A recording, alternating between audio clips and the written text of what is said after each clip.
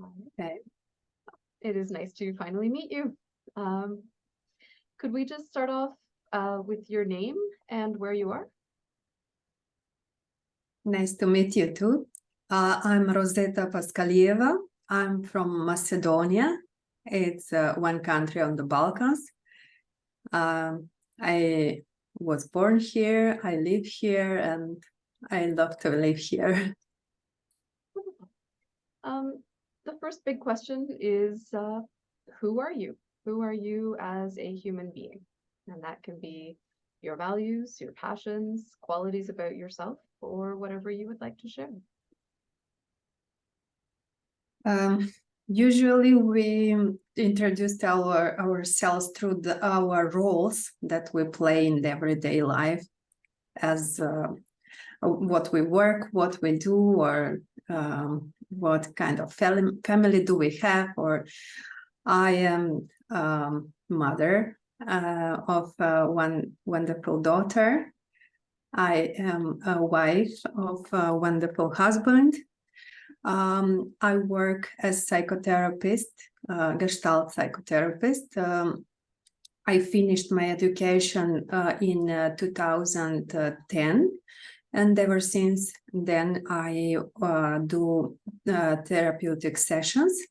But this last 2 years I started with training, and I also do trainings, and I'm having one group for education for psychotherapy. Mm-hmm. And beyond those roles, who are you as a person? Well, I think I'm a cheerful person. I want to have fun. I want to travel, but always to come back here. I want to help people. Maybe that was the main reason why I chose this profession. Some of my friends were saying, "Oh, come on, how could you choose that kind of profession and to listen other problems a whole day? Just that is your work, is it?"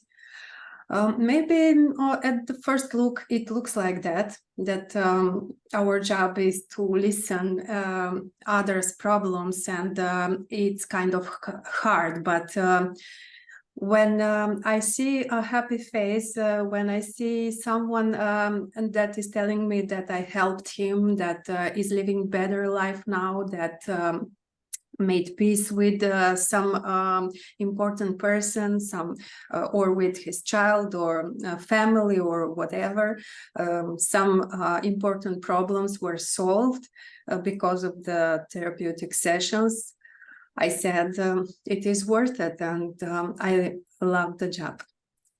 I love doing it. So basically, I am a psychologist, and after that, I finished my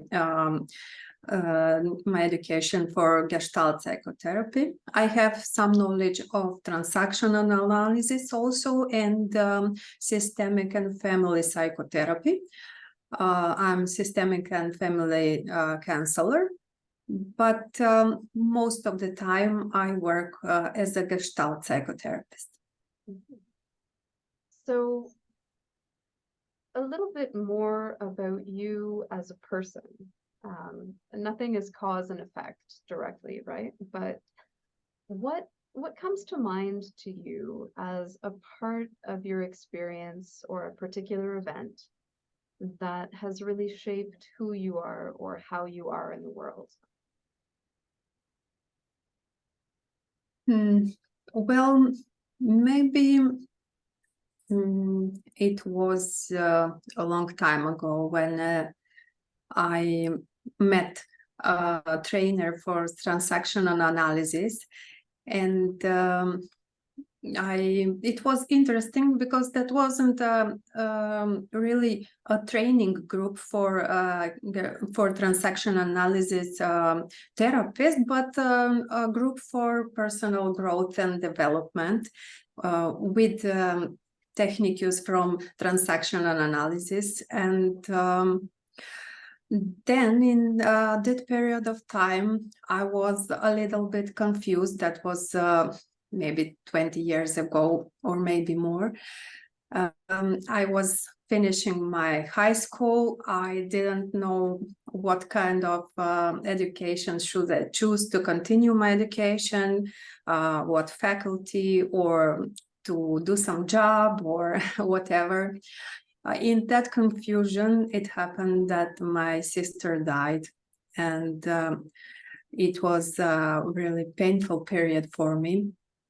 So the confusion became bigger, and it was very good for me that I was enrolled in this group for personal development, and I found myself there. I just was impressed from this trainer, how he was working with all the members of the group, what kind of style he has. And it was very, very impressive for me.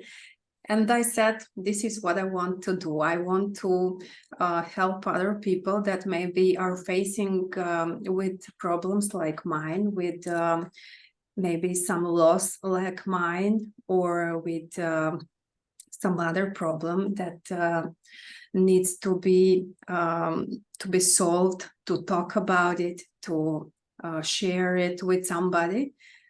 And I said then I will study psychology, and I continued my education after finishing university. I finished the education for Gestalt psychotherapy, and I just love living the Gestalt psychotherapy. So, did you have more contact with that particular facilitator, or is there another person from a different aspect of your life, maybe, who you would say was a big influence on you? Well, I haven't seen him a long time ago, but I'm always grateful for the knowledge that he gave me and all that help and attention that I needed then. But later, or let's say for this, my new role as a trainer, I can say that biggest influence had my mother, even though 20 years ago, I never thought that I will be a trainer or maybe a future professor at the university, because I finished my PhD recently in psychology.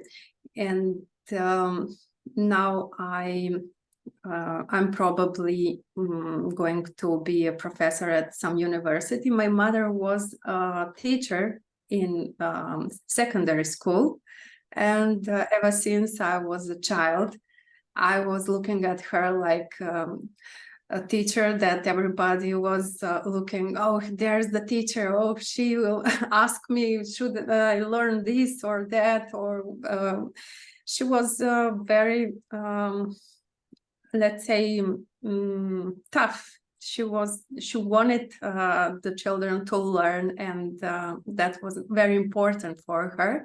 She wanted them to learn, and she wanted to explain everything, to be clear, so they can learn better. But then I never thought that maybe one day I will have that role. And now, these days, after that a long time, I have a chance to become a professor. And now I'm a trainer. It's a kind of role as a teacher. I part of the time I teach theory and practice also in the group. And I found myself, oh, I'm sometimes like my mother. Funny how that comes around in a circle, right? Yeah. Interesting. So at this point in your life, how are you experiencing your age? I mean, if you want to say what it is, but how are you experiencing that process? Well, I'm 45 now, and I feel that till now, I'm satisfied with what I have done till now. All this part of the work and the part of the family, I am satisfied with that. And I am just thinking, what can I do else now? I feel like I'm felt with a lot of energy, and I can use it for many things. And now I'm just planning some other projects. What can I do more? How can I make a network with my colleagues in order to work together, and everything that we can do to make some better living here around us, and to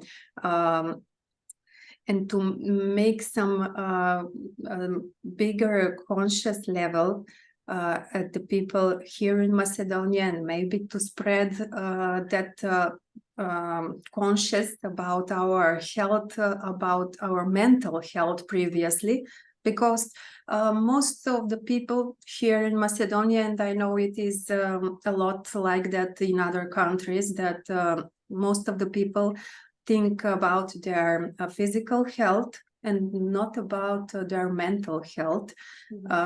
Most of the time it's okay to go at the doctor if you have a headache or some other body problem. It's just normal to go and to take some pills or some therapy, whatever. If you have a pain back, back pain, the doctor will surely recommend you, let's say, 10 sessions with physical therapy. But most of them will never say go to psychotherapist, or maybe you should get some counseling, or to check whatever its problem. It's just normal to take pills or to take physical therapy or whatever, but don't tell me to talk about my mental health. And I want that to become normal, to be normal to talk about the mental health, and to be normal for the doctors also to recommend, let's say, 10 sessions for some problem or more.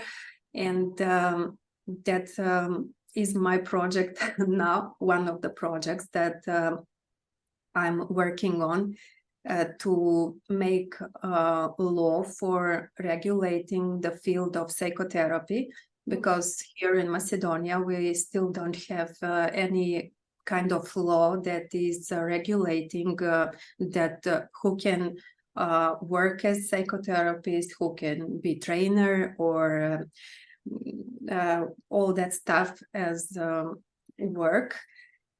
But I hope that soon, maybe next year, that is just my hope, that we'll have a chamber for psychotherapy, and we'll have a law that will regulate all that around psychotherapy, and make it as a normal thing. Interesting. Acceptable. So is that a little bit of activism, a little bit of politics, a little bit of organizational system? Yeah. All of that. I had to enroll in political party. I had to enroll in some other roles that were needed just to get this project done. It's hard, but I hope that my colleagues will also help, and it make it easier. And do you get a challenge against that kind of proposal? Well, challenge, it's always treated as not important. And there are many things that are more important, let's say economy, the payment, the healthcare, but the whole system of healthcare care is just for the body. And there is maybe 90% or maybe more that is focused on the healthcare system in Macedonia is focused on the care of the body, for the mind, for the soul, let's say, for the emotions, for psychotherapy. I don't know why, but I don't want to say that maybe that is good for the pharmacist, because everybody that is taking pills is good for them, and that is not okay for the people.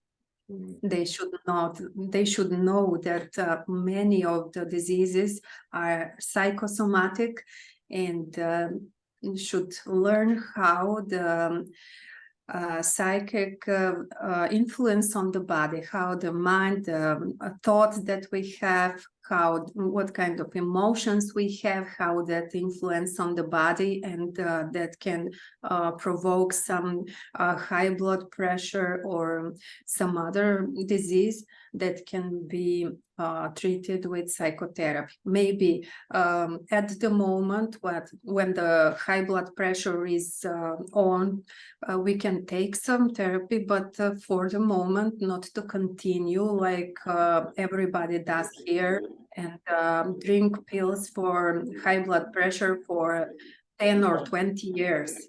And that is a long period of time, and nobody is recommending them to get a psychotherapeutic help. Interesting. So that sounds like a very strong passion of yours, like a commitment to. Okay. Yeah, like a mission. Yeah. So maybe another aspect of yourself, you mentioned being a mother, being a wife. How is your experience of being a woman in the world? How do you understand that? Well, till now, I haven't had any problems because of my gender. I haven't had situation where it was obvious that I was rejected or whatever because of my gender. I think maybe that was my position that I'm taking, that it doesn't matter what kind of gender it is important that what I know, what I do, what can I give to the company or the client wherever I work. If you ask in the marriage, I haven't had any kind of problem, let's say like my husband is superior gender or and I'm not. I don't have that impression, and I think that we are equal. Maybe in some field I am superior, in some field my husband is better than me, and that's how we make a harmony. We just adapt ourselves to each other, and we help in that field where I can help, and he is helping me in a field where I don't have much of a clue. And we till now didn't have any issue for that subject, for the gender. And I know from my client, I can say the clients, female clients, I had many clients, female clients that had many problems and physical violence from their husbands, and just because their husband feel that they are superior and that cannot solve the problems in some other way, and like the only way is just to hit and to hurt. With the clients, I had many experiences, and I heard many stories from them, from their life. How did they lived with them, but personally, I haven't had till now some kind of experience that I'll say that that is a problem. So, I mean, you mentioned sort of the timing of how you went from, student to psychology to Gestalt. Can you say more about how you found Gestalt and what you found there? But I first, as I said, I started with transactional analysis, but since then it wasn't also regulated who can teach, who can be trainer or whatever. When I finished the University of Psychology, I decided that it's important for me to be certified from the European Association or some association that will give me to be certified and to be working legally and with some program like now. And that's how I found the Institute for Gestalt Psychotherapy. And when I began with that education, I started to recognize what I'm feeling, when I'm feeling, how I'm feeling, and all about the feelings. What am I doing with my feelings? I started to become aware of my attitude and my feelings and how that reflects on my body.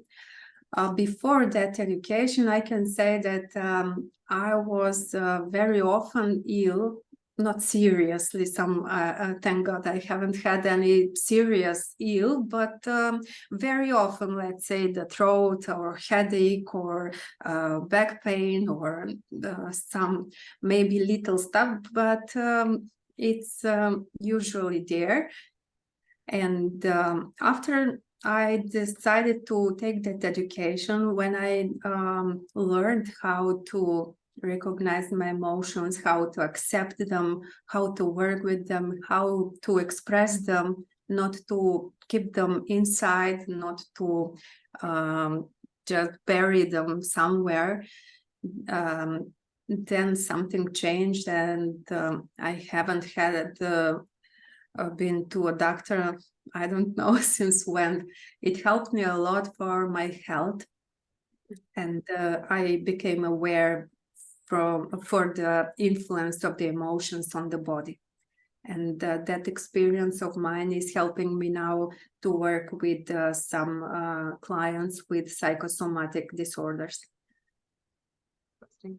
So is that a specialization, like a particular population that you work with, or is it just something that sometimes comes up in your consult?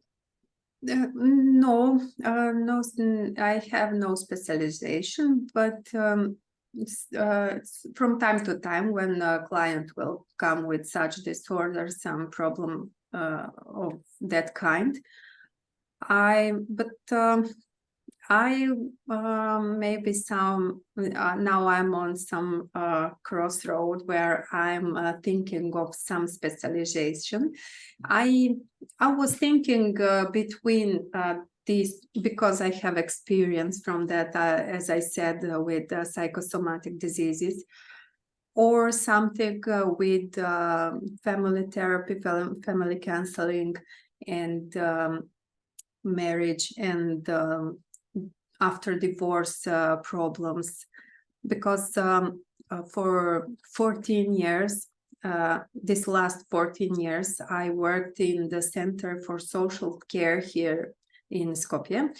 That is a public institution, and I worked there as a psychologist and counselor.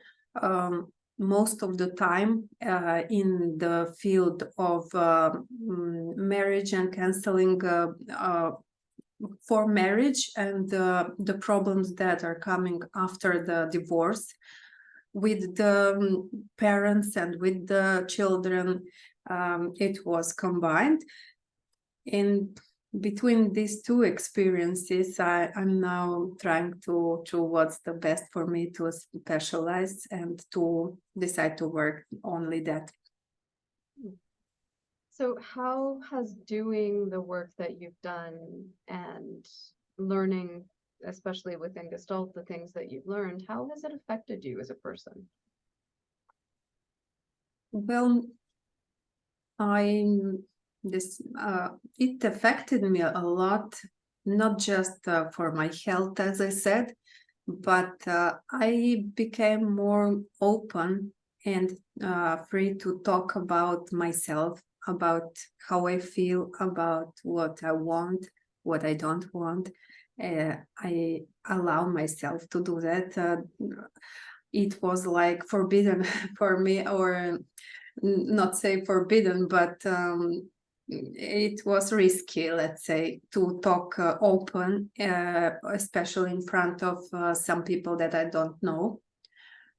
But since I began in that group, first in transactional analysis and after that in Gestalt psychotherapy, started to talk in the group, and I was watching how other members are talking, and okay, that is not so scared. It's not so scary, and I began to talk more open for me and more open to stand for myself, to be more confident also, and to be more focused on the work that I want to be done. It helped me a lot. And do you feel like you're doing this sort of on your own path, or do you feel like you're part of a community of people with similar interests or similar goals, similar ways of practicing? Like, is there a Gestalt community for you? In the moment, I'm working on my own path. I'm walking on my own path, but I would like to have some network with my colleagues. I would love to do that, to be more connected with them, and I'm working on it now. I am trying to connect with them, especially for support for this law for psychotherapy and all that project. It is important if everybody is involved and to give some effort to be done. I'm sure that it will be helpful for everybody if we are more connected and share our experiences, and maybe some ideas, or to make some community, let's say. Now we are like separated. Everybody have his own path, or two colleagues maybe together, but not like a community. Yeah, that happens a lot. I mean, when our work is in an office with a closed door, nobody is supposed to know what you're doing in there, and so it can be a little bit lonely. Well, that is part of our job, to be in the office and to have some privacy for the client. Maybe that's why I prefer working with the groups. And I am planning to do a project now for group counseling for marriage and problems in the marriage. And I hope that will be a good group where I can share my experience from Gestalt psychotherapy, and to help the people to solve their problems and to save their marriages. So in your experience, either as a therapist or as a client or as a student, what comes to mind as, one of those moments that will stay with you? Do you want to maybe tell a small story that has stayed with you from your experience? Well, every client have his own interesting story, and it's a very good feeling when it helps coming here and when the client is satisfied. But I always try to motivate the clients to accept their responsibility about what is happening in their life, what is happening in the session also. They have part of the responsibility also. And that I'm doing in this training group also. And I'm very satisfied when the members of the group will tell me that they are hardly waiting to come here and to be part of the group, because we are meeting once a week, and when the class is finished, and after that they are saying, oh, who can wait now till the next class? And that is precious. Well, I don't want to explain any kind of experience from the clients. They're all unique, but each one of them took something from these sessions here, and it's not the part that I like in this in our work, when they are leaving and sometimes never come back, and I'm not sure was it that very helpful, or the client wasn't satisfied, or maybe it was just good enough for him, and that was enough to continue alone. That feedback, it's always something that is missing, but that is part of our job. It's a really interesting study. I know that, I don't know if they're still doing it, but Jan Robal had a project with some students where they would actually do post-session interviews with clients. What was the most significant therapy event or moment for the client? And they would check how the client remembered it or experienced it. And sometimes they would give meaning, like huge life-changing meaning, to something that when you looked at the session recording had never actually happened. They imagined that their therapist said something, but the process itself somehow creates this possibility for growth and change. And yeah, it's really interesting. But you're right, we don't always get access to that feedback. Sometimes it goes out the door and never comes back. Yeah. So did anything come up for you from your own experience as, a moment when someone may have said something to you, or where your mind opened up to a different level all of a sudden? Well, recently, maybe when I was working with a client, we were talking about his he couldn't accept some people that, as he said, that are stupid, and he couldn't accept how can they be that stupid, to act stupid, not to understand something.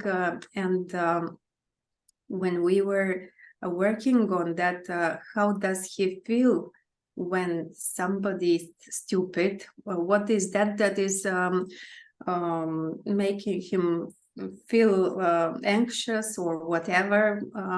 How does he feel with somebody when that somebody is stupid? He's saying, oh, I cannot accept that. I cannot understand him. How can he does that? usually when I'm explaining, this should be done like that and explaining all that, and after that they will just do whatever they want to do. And what's the problem where that is here? I was trying to motivate him to understand that both parts are not understanding, not just that part that he's explaining all well, and the other part is just stupid and not understanding. In this situation, that other part is not understanding what he is explaining, but also he doesn't understand how this other person is not understanding all that is said. And both parts are not understanding each other, not just that part and not just pointing the finger. He's like that, he's like Projection that. is such a beautiful mechanism. It's so simple, but it's so lovely. Yeah, and after that, when he realized that, and it wasn't comfortable, now what? I have responsibility here, and we were working what is behind the anger that is coming. Is there any other maybe feeling or expectations that are not fulfilled? So we discovered that when somebody is not understanding there and he is talking and explaining, actually he's feeling like he is not respected from that person. And that is what is hurting him when he feels not respected from other person. That makes him angry, not that the other person is stupid or not understanding or whatever.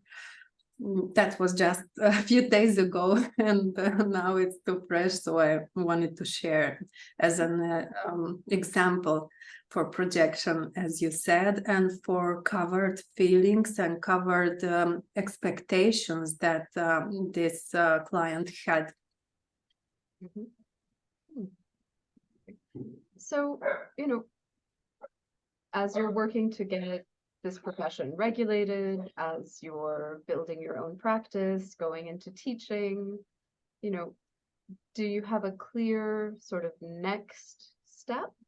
Or do you have an idea from your perspective in your context where Gestalt might go or fit into this going forward? If I can do that, I would recommend Gestalt psychotherapy to everybody.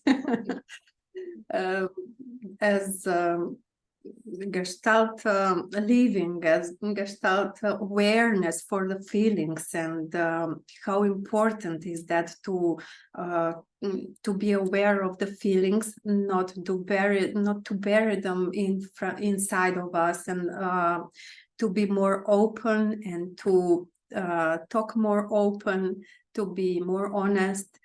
And that is a more healthy life.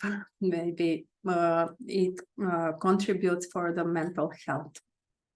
Maybe that is to populate the to make it more popular, to make it more acceptable for the people, that kind of knowledge about mental health, about emotions, how important they are, and what are they doing to what are we doing to our body when we are ignoring them, when we are burying them, when we are covering them, as in this example with anger. When somebody is angry, behind that anger, there is some feeling that is covered, and many people don't know that and trying to argue with each other. When somebody is angry, the other will respond and they will quarrel, and who knows what will come from that. But when people will know that behind that anger, there is some emotions that are covered and they're not allowed to show up, maybe they will understand more each other than not to quarrel. Interesting. Well, So just maybe one more question is, how has all of this learning and growing either helped you or changed you, or how has it influenced you as a parent? As a parent, I think I'm a very good parent. Maybe we should ask my daughter. I'm taking very good care of that, to be more honest, to be more consistent in my promises, in putting some rules, and to talk about emotions, to teach my child how to, that is okay if we feel sometimes sad, sometimes angry, sometimes that is all part of our nature, to have feelings and to show them. And I think she accepted that very well, and we have no problem just to tell to one another that I feel now like that, or I don't feel very well when you do that, or to share that, what we think, what we feel. When I was a child, my mother was pretty tough and maybe a little more violent, and she was solving the problems or my disobedient with beating, and that was my experience as a child. And I promised to myself that I will never hit my child, not ever. And now my child is 10 years old, and I have never even once hurt her or beat her or hit her of any kind. And I was always thinking that everything can be talked and explained, and it is a way of teaching her that nobody can hurt, nobody have permission to hurt her, that that is her body, and she should be proud of her body, to love her body, and not allow to anybody to hurt her body, not in any other way. And she understands that. It's a very big commitment to change and to shifting paradigms of learning to be in the world. It's a very, very different start in life. That was a promise that I made to myself a long time ago, when I didn't know that I will become a parent even. But I said that if I become a parent one day, I will never hit my child, and I respect that still. Wow. Do you share that with your clients? Well, I share that, but many of them are saying we cannot do anything else but beating sometimes. We cannot explain, we are explaining, but the child doesn't understand, doesn't listen, it's nervous, we are nervous, and that is it. And that is the best way. But it almost sounds like the same, you know, when the options are not as readily available. You know, it gets reduced to basic body experience of fix it by taking a pill, or fix it by hitting someone, or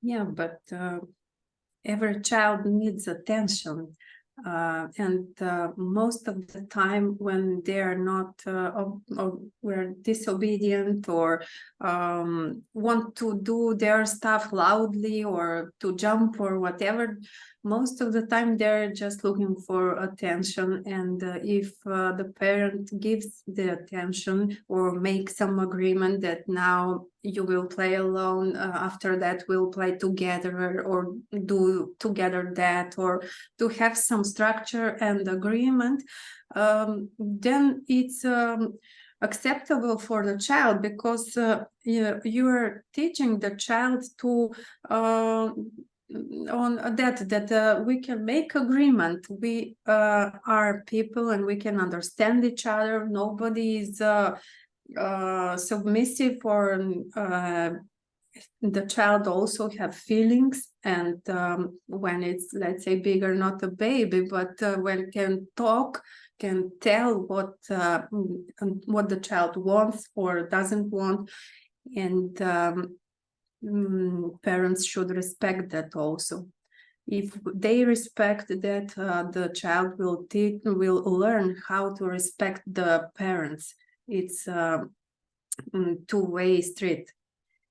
What we are teaching our children, they will learn that. If we teach them with beating, they will learn that. If we teach them that we are respecting their feelings, we are asking for opinion from them, we are making agreements, making deals about whatever, they're teaching that and functioning as a grown-up, as that. As a human being. Yeah. I really appreciate the softness in your face when you sort of share that. Sounds like a very integrated part of your learning. Yeah, I love that part. I love my daughter, and I'm very proud of her, and I'm very proud as a mother because I kept my promise. Mm-hmm. And showed to my parents that it is possible, other ways of educating the child. And are you able to relate to your parents in a different way as well?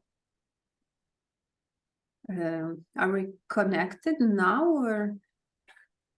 Are you able to relate to them, you know, not yeah, but just now bringing your different self into relationship with them? Well, we have a very different relationship now than as I was child, but especially when I began with Gestalt psychotherapy, our relationship changed a lot. Maybe the change first initiated in me, initiated some change in them also, and it was a spontaneous process. Maybe I began the change, but it reflected on their attitude, and we're now communicating a lot better, understand each other more better. There are some issues, so some time to time, but we are resolving them, and we have we are we are maybe angry sometimes, but not keeping the anger, showing and resolving it, and talk about it, and do something with it, not just to be angry and stay apart, everybody in their corner, and not to do anything about it. But my mother now, when she's witnessing all this parenting without violence, is feeling kind of guilt that what was done was done, and she cannot bring the time back. But it was we do what we can with what we have, right? That's the whole idea. When you learn something new, you've learned it, but you didn't know it before. Yeah. Interesting. Thank you for sharing that. I mean, a lot of Gestalt students get that kind of feedback from their family of, what are you doing? You're changing. You're different. Why is this different? And it does affect the whole system. And it's something about, not being available to do things in the way that you used to do them, because now you have more options. Yeah, it influenced a lot in my case. Since before Gestalt, I'm like having period of the life before Gestalt and after Gestalt. Before that, somehow I was always in war with my mother, maybe because we were having very similar characters, and she was always wanted to be right and always knows what's the best to do. She knows what's the best. She is the one who should be asked, and let's say controlling in short. But I thought that I learned from her, and I was thinking that that is good, that I should be like that, to be controlling, to know best, and and I'm always the one who is doing the best. This is a right thing, not Sounds a bit the like your others. client when everybody else is the idiot. Yeah, and when we are together, which one is right then? Well, I'm doing what she is doing because I think that is the best way of the attitude and doing, and then we are like competing to each other, which one is best now. And we were always in war somehow and didn't understand each other. And after I began this education, I became aware of that. And when I can see that from a different angle, I saw that it doesn't have to be like that, that we can function together, not like competing each other, not to be in war and just to make quarrel, but to be together. And when she wants to say what's the best, she wants the best for me, not just to show herself, but because she wants the best for me. And when you look at that way, it's okay, but I have my other opinion, so let's talk about it. And after, when it is put like, okay. Wow.